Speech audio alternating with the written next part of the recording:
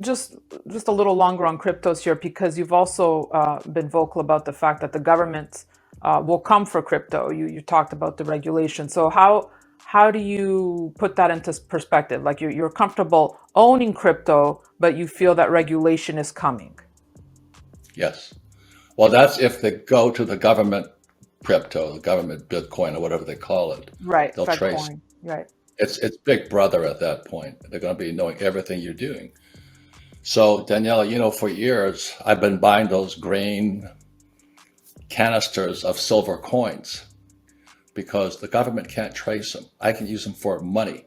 So I can go anywhere in the world with a silver coin and spend it. I can go with a gold coin and spend it without being traced.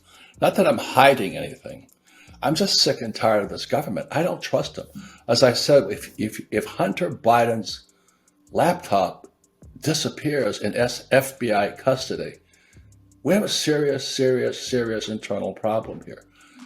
And so that's why I tongue-in-cheek tweeted that I'd rather have a can of tuna right now than a silver coin, just to get ridiculous because I can eat tuna. I cannot eat that silver coin. I can spend it.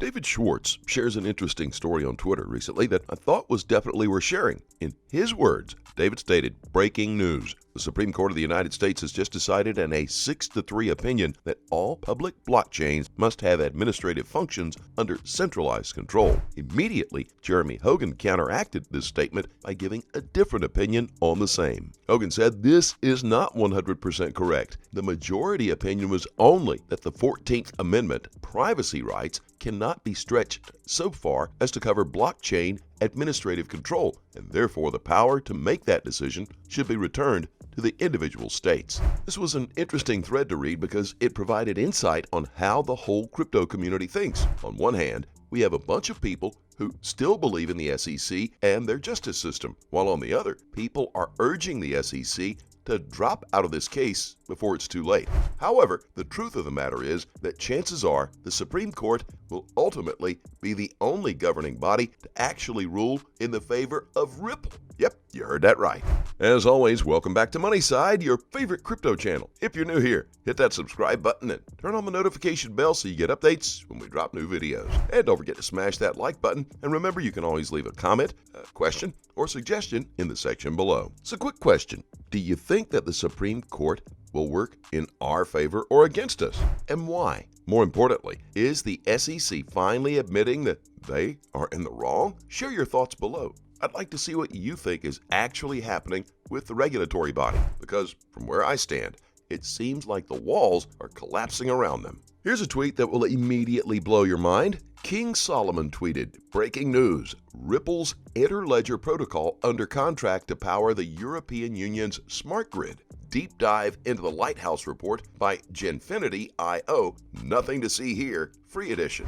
The EU has always showed their interest to work with Ripple and develop better and faster transactions across the world. And now with this statement, we might see it happening soon. Ripple is also a consulting partner in the EU's plan to create CBDCs. But that's just a ruse. And the truth is that behind the scenes, Ripple is actually spearheading the CBDC's project in most, if not all, of the EU countries.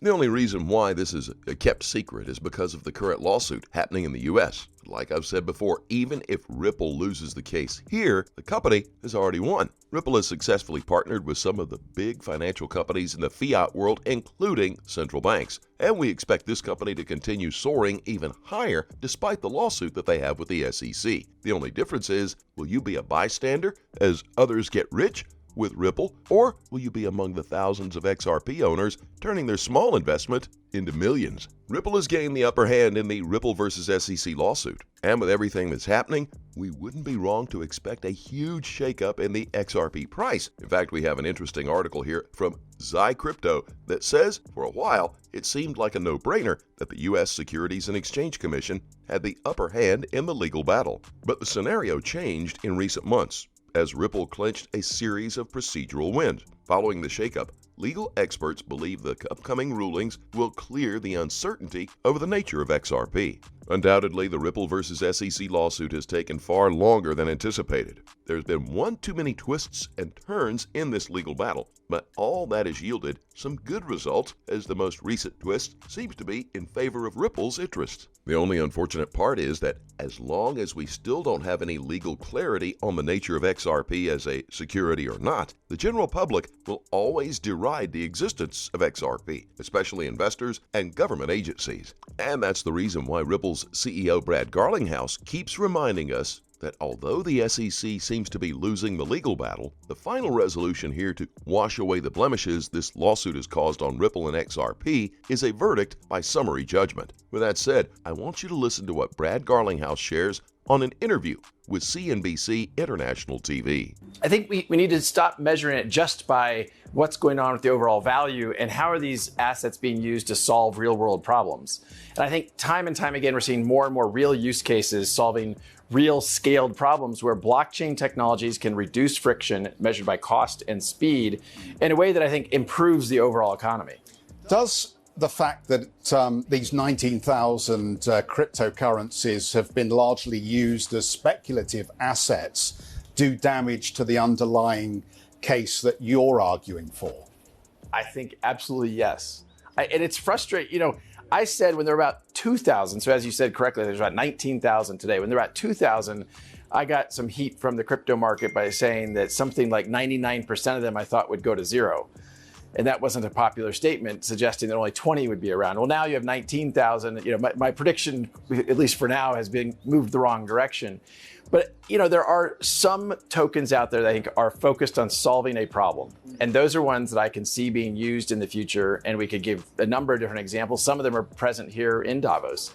But there's also ones that I look at, I hear the description, and I don't get it. And I think there is risk, as Christine Lagarde commented. They are speculative, they are risky, but that doesn't mean there isn't real opportunity. Well, I guess you've all heard it from Brad's mouth. But that aside, we have some other exciting news here. And this one is a tweet from Wrath of Kahneman. He shares an interesting thread on his Twitter feed.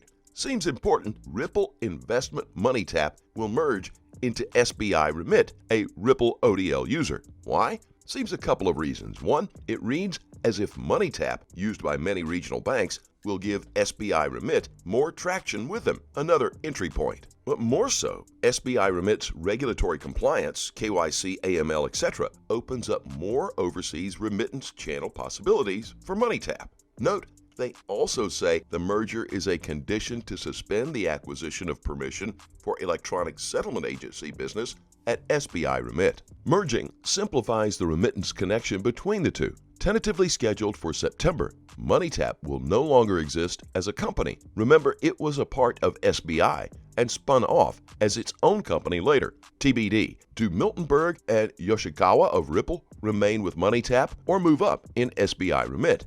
Does bring to mind Brad's prediction re-industry consolidation last year. But even with all the madness currently happening in the financial markets, we can't help but notice that XRP, well, it's still going strong. Well, it might be trading at a lower price than its all-time high back in 2017, but as most crypto assets take quite the nosedive, it seems XRP has been able to maintain its price at a certain range. So let's just wait up this dip and see if XRP will rise from the ashes as the phoenix it really is. Now, as we wind down on today's video, check out this segment from yet another Brad Garlinghouse interview with CNBC International TV, and let me know what you think in the comments section below. You mentioned the sort of the mass of digital assets that are out there as well. I had an interesting conversation with Gavin Wood of Parity very recently, and he said he doesn't expect a lot of these cryptocurrencies to survive, and effectively in the world of whatever becomes Web3, that people aren't going to want to trade in and out of loads of coins to kind of use services as well. What's your view? I would echo that. You know, this is a number of years ago during the ICO boom. And, you know, I think in some ways the ICO boom wasn't particularly great for crypto, but, you know, some good things probably came of that, just like, you know, what's going on with stable coins.